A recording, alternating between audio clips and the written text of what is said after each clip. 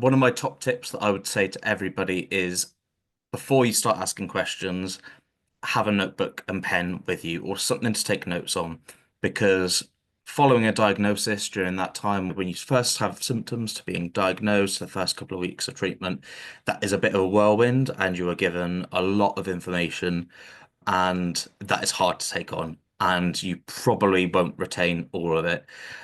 So bring a notebook, any big words you don't understand, anything you do understand but you might forget, just make a little note of. This is also a really good way to,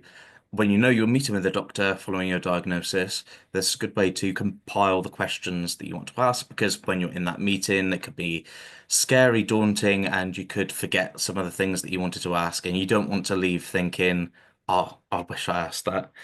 It may also be helpful to take a loved one, a partner, a parent, whoever with you for a couple of reasons. One, because they may have their own questions that you don't think of. Another thing, because as I said, it's very difficult to take everything on, and having another person there would be good when you're reflecting, when you're trying to remember what was said, or they may have a different understanding of things than you had, which can be really important. And it is also really important to remember your whole support group in relation to your treatment and your journey.